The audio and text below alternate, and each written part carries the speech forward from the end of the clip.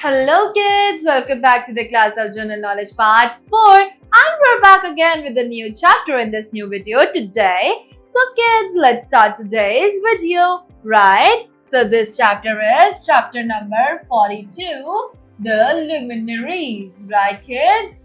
Luminaries. So many ordinary men and women made a mark with great achievements for the human race to follow and emulate.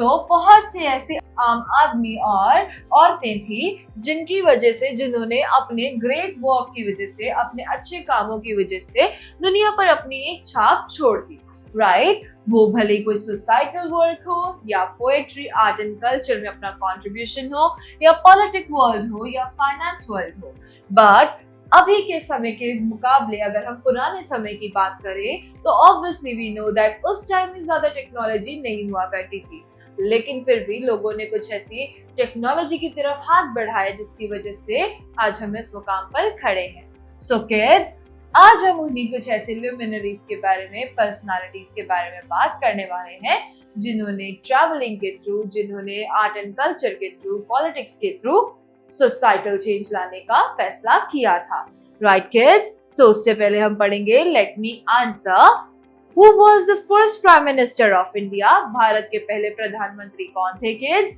अपनी notebooks में write down कीजिए Let's start. This is see their pictures. इनकी pictures को देखिए and then read about them. इनके बारे में पढ़िए and try to identify them और फिर इनको आइडेंटिफाई करके इनके नाम यहाँ पर राइट डाउन कीजिए Let's start.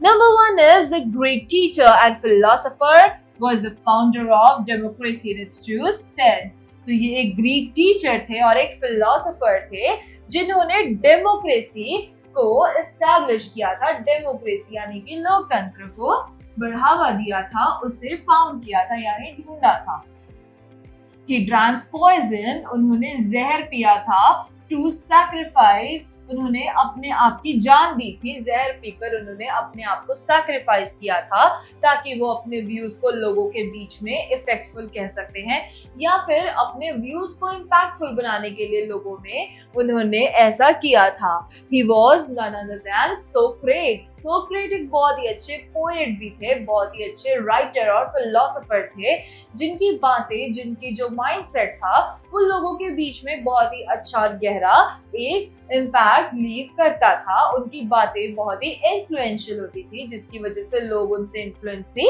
हुआ करते थे so this is Socrates. Next is this Italian scientist changed the church's view of the earth being at the center of our solar system and sun's revolution around it.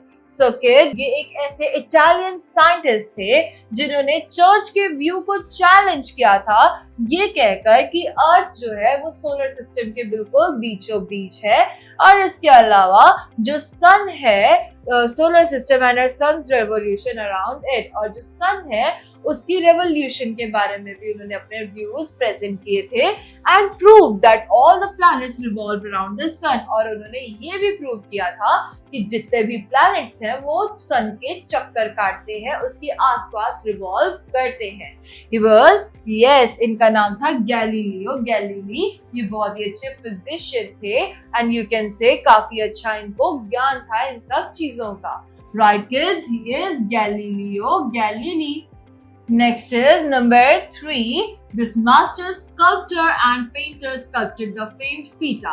Pita जो है एक बहुत ही famous एक sculpture है जिसको इन्होंने बनाया था ये एक बहुत ही फेमस स्कल्पचर और एक बहुत ही माहिर पेंटर थे right and the painted eternal giant frescoes in the Sistine Chapel of St. Peter's Basilica, Vatican City. Vatican city दुनिया की सबसे स्मॉलेस्ट कंट्री है जिसमें एक जगह है बैसिलिका वहां पर Sistine Chapel of Saint Peter की एक ऐसी उन्होंने पेंटिंग बनाई थी इटर्नल जायंट फ्रेस्कोस नाम था उसका जो कि इन्होंने पेंट किया था जिसकी वजह से ये दुनिया में जाने गए थे इनका नाम है इनका नाम है Michelangelo Number 4, this US president, ये एक यूएस प्रेसिडेंट थे जिन्होंने कंट्री को troubled time during the civil war and finally abolished slavery. So kids, this US president led the country through its most troubled times during the civil war and finally abolished slavery.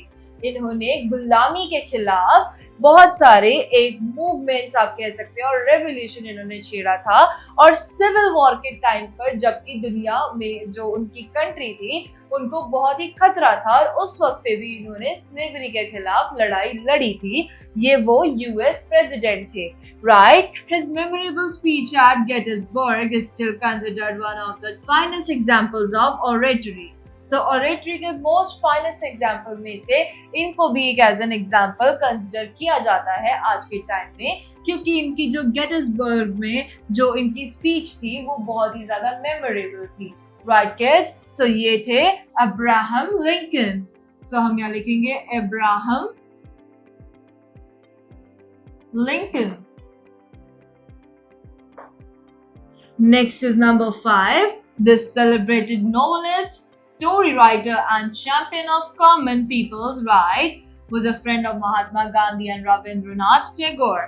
So, ये जो इंसान है ये बहुत ही famous और उम्दा novelist थे, एक स्टोरी राइटर और एक पोएट भी थे.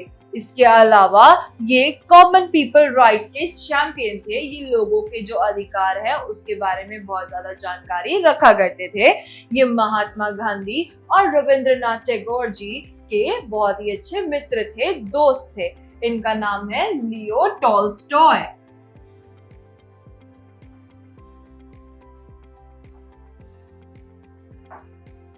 Next is number 6. The Tibetan religious leader and political head has been the savior of Tibetan people, an exile and a messenger of peace and brotherhood. So kids, ये एक Tibetan religious leader है और एक political head है जिन्होंने Tibetan लोगों को बहुत ही अच्छे विचार, बहुत ही अच्छा माइंडसेट दिया था. इसके अलावा उन्होंने उनको जो एग्जाइल में थे उनको उससे बाहर निकाला था और उनको गाइडेंस दिया था, उनको एजुकेट किया था. He is still alive and he is known as Dalai Lama. So we'll write Dalai Lama. Now let's move forward to the info bits.